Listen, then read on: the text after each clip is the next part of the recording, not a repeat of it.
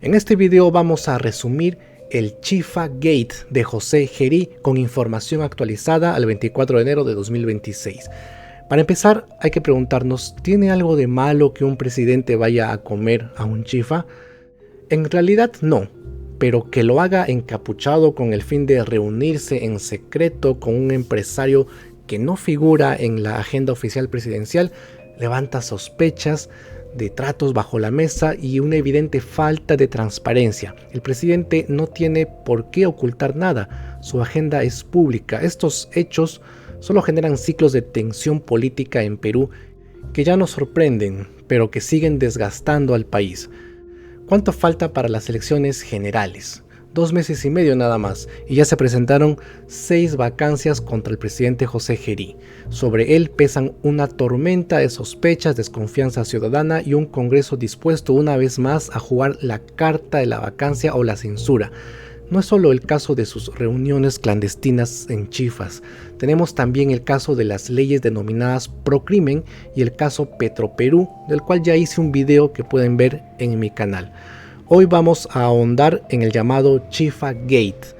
¿Por qué lo bautizaron así los medios y las redes sociales? El sufijo gate, pronunciado gate, se utiliza universalmente para bautizar casos de corrupción o escándalos políticos debido al famoso caso Watergate de Estados Unidos en los años 70. Ese fue el escándalo de espionaje político más famoso de la historia de Estados Unidos, el cual forzó la renuncia del entonces presidente Richard Nixon. Tras ese caso, la prensa internacional adoptó la terminación Gate para bautizar complots, encubrimientos y escándalos de alto nivel. Y antes de continuar, tenemos un anuncio. Mis videos llegan gracias a Rusia 360. Estudia en las mejores universidades de Rusia pagando 4 veces menos de lo que gastarías por quedarte a estudiar en el Perú. No es requisito saber idioma ruso ni ser el primero de tu clase. Para más información accede al link que está en la descripción de este video y llena el formulario. El detonante de las críticas a José Gerí llegó con un video. A fines de diciembre de 2025 comenzaron a circular imágenes de Gerí ingresando a un chifa limeño vestido con ropa casual y encapuchado, lo cual recuerda mucho a Pedro Castillo vistiendo una gorra teniendo reuniones extraoficiales en Breña. Gerí asistía al chifa para reunirse con un empresario chino. No era un restaurante cualquiera ni una escena cualquiera. El encuentro no figuraba en la agenda oficial del presidente y el cuidado con el que se realizó, casi a escondidas, despertó de inmediato sospechas. No importaba todavía qué se había hablado en esa mesa, bastaba la imagen para instalar la duda. Pronto se supo que el empresario se llamaba Siwa Yang, también conocido como Johnny Yang, un personaje con vínculos e influencias con distintos niveles del poder político y económico en el Perú. La reunión en el Chifa no fue la única. Investigaciones periodísticas revelaron que días después, ya en enero de 2026, Gerí volvió a encontrarse con Yang, esta vez en un local del barrio chino que había sido clausurado por las autoridades municipales. Otra vez la cita no fue registrada oficialmente. A eso se sumó la presencia de otros ciudadanos chinos vinculados a investigaciones por actividades ilegales, ojo, lo que elevó aún más la gravedad del asunto. El presidente se demoró en dar la cara, su reacción fue tardía y errática. En un primer momento minimizó el encuentro, dijo que se trató de una cena informal de carácter social sin ninguna implicancia oficial. Aseguró que conocía al empresario Yang desde antes y que no se discutieron contratos, obras ni favores. Era, según sus palabras, una reunión privada que no ameritaba figurar en la agenda presidencial. Los medios de comunicación comenzaron a preguntarse, ¿puede un presidente tener reuniones privadas no registradas con empresarios que tienen intereses en el país? Eso sigue en debate a día de hoy. Bueno, pues pasaron los días. Aparecieron nuevos detalles y la versión de Gerí fue mutando. En otra declaración sostuvo que el encuentro tenía un trasfondo cultural relacionado con la coordinación de actividades por el Día de la Amistad Perú-China. La reunión entonces ya no era solo una cena social, sino una gestión informal de carácter protocolar. Para muchos esa explicación resultó poco convincente. Si se trataba de un asunto institucional, ¿por qué no se registró oficialmente? ¿Qué necesidad hay de ocultarlo? ¿por qué hacerlo en un chifa y no en un despacho con actas y transparencia? El ruido creció y el caso llegó al Congreso. Gerí tuvo que presentarse ante la Comisión de Fiscalización, donde defendió su conducta y negó haber cometido cualquier acto ilegal. Fue ahí donde pronunció una de las frases que marcarían su defensa: no renunciaré porque implicaría que cometí un hecho irregular. Eso fue lo que dijo José Gerí. Para él, dar un paso al costado sería admitir culpa. Insistió en que todo formaba parte de un intento de desestabilización política en un momento sensible con elecciones generales a la vuelta de la esquina. Mientras tanto, la Fiscalía de la Nación abrió una investigación preliminar por presunto tráfico de influencias y patrocinio ilegal. No había hasta ese momento una acusación formal ni pruebas concluyentes de delito, pero el solo hecho de que el Ministerio Público iniciara diligencias dice mucho, pues refuerza la percepción de que el asunto tiene cierta gravedad. En el Perú, donde la línea entre lo legal y lo ético suele ser difusa, la investigación fiscal se convirtió en un factor político de peso, ¿no? El Congreso reaccionó como suele hacerlo en estos escenarios. En cuestión de días, comenzaron a presentarse mociones de censura y pedidos de vacancia.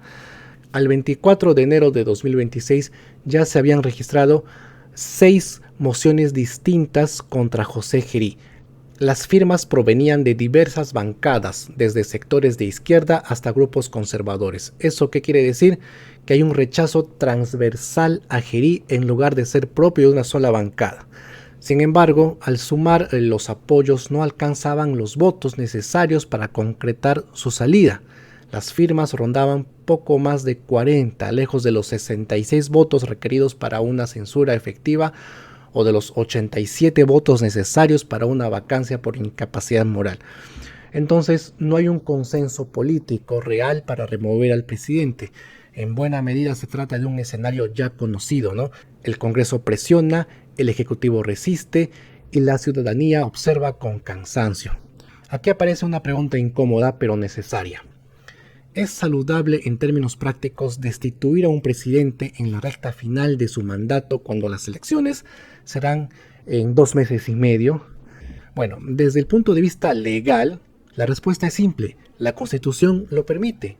Si se cumplen los requisitos, el Congreso puede vacar, es legal, pero la política no se rige solo por la legalidad, también se rige por la prudencia y por el cálculo de consecuencias. Vacar a un presidente en este contexto tendría efectos inmediatos. El país entraría otra vez en un periodo de transición express con un nuevo jefe de Estado sin legitimidad electoral. Los peruanos ya tenemos experiencia con esto.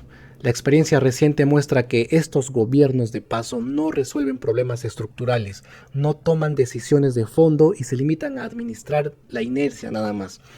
El costo de estar vacando a cada rato, en cambio, sí es real. Hay más inestabilidad, hay más incertidumbre económica, más desconfianza ciudadana. Hay también un factor emocional y social que no puede ignorarse. El ciudadano de a pie, ajeno a los tecnicismos constitucionales, percibe estas vacancias repetidas como un juego de tronos entre políticos. La sensación de que el Congreso tiene poder para quitar al presidente cuando quiera erosiona la confianza en la democracia y alimenta el cinismo. Cuando todo se vuelve provisional, nada parece importar demasiado. Eso no significa que cualquier conducta presidencial deba ser tolerada en nombre de la estabilidad. No.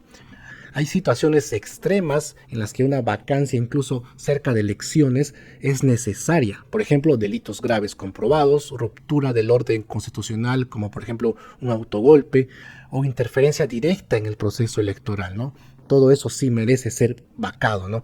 Pero el caso de Gerí hasta ahora no encaja claramente en ese escenario aún. Ya veremos qué dicen las investigaciones. El Chifagate muestra a un presidente que subestima la importancia de la transparencia, a un Congreso fragmentado que usa la vacancia como amenaza recurrente y a una ciudadanía atrapada en un ciclo de crisis permanentes.